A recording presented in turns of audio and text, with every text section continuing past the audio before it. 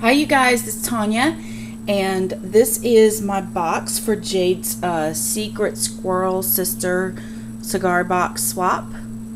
And the theme for this month's swap was 1920s Couture Fashion. So for the background of my box, oh, and you had to use jewel tones.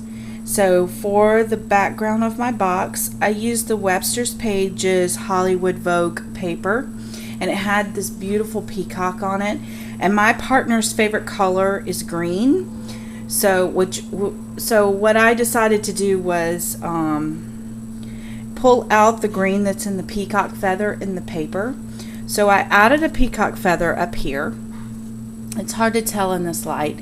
And then this beautiful swag of flowers that are prima flowers. And I added some feathers and some pearls to that swag. And then I have also a little gold cherub. And then on this side, I have a little heart, a button, and then a brass gold button down at the bottom.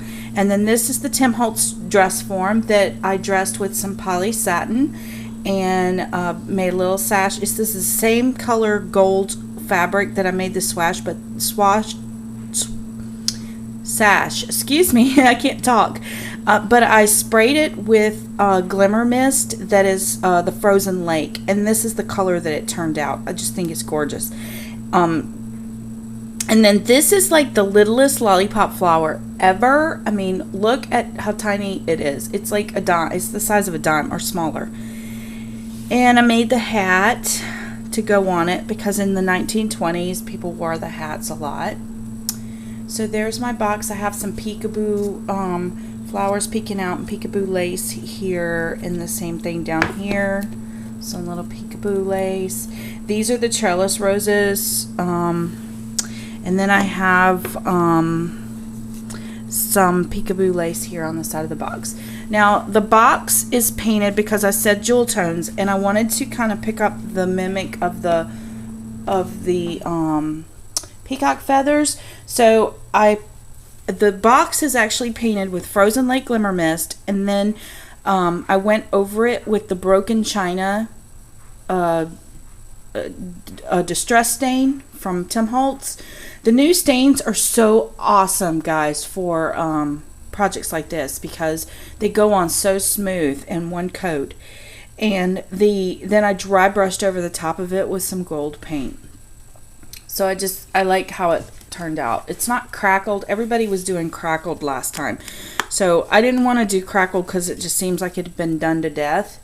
But just to give you an idea of what the box looks like, that's it. So I finished it on all four sides. And then I had this gold braid trim, and I went over the top of it with alcohol ink in the stream.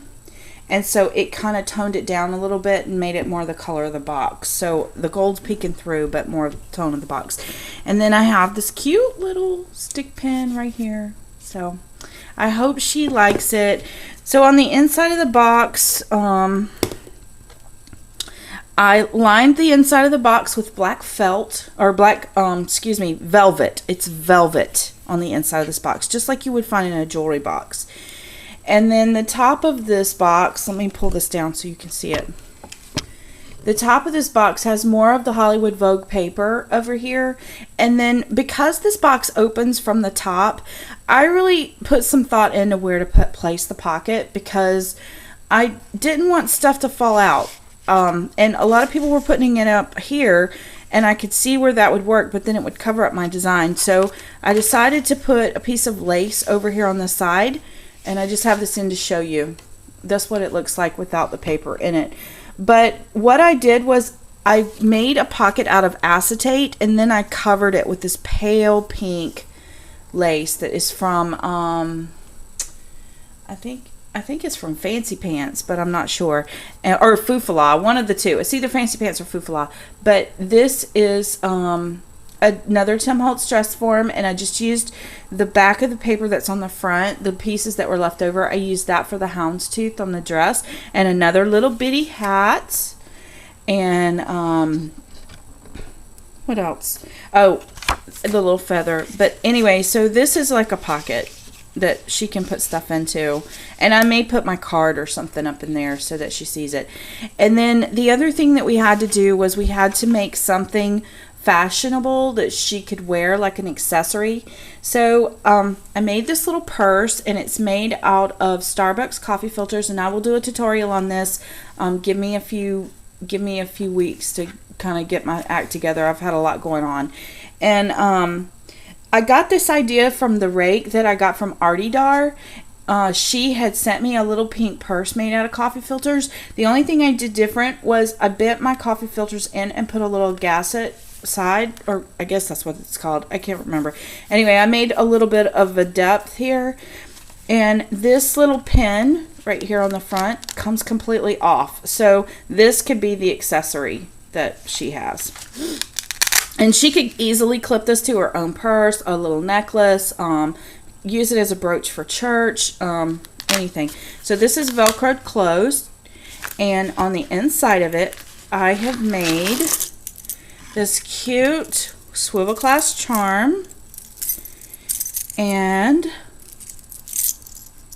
it has all these charms, and I left it black and white because I really wanted it to be somewhat neutral. And when I was looking at this person's videos, this color just seemed to stand out to me. It seemed like a color that this person didn't have a lot of, and I thought, if you know, there's a lot of people who collect them, so I thought that this would be nice to add to a collection. So, and it has some really nice glass beads in it. And I did all of this. I'm so excited. I used the tutorial from Going Crazy Nancy on how to make these little pieces like this, and how to make this kind of piece. So these are all glass beads in here. So anyway, thank you guys for watching. I've got to go fill my box with some yumminess. I also made this little flower.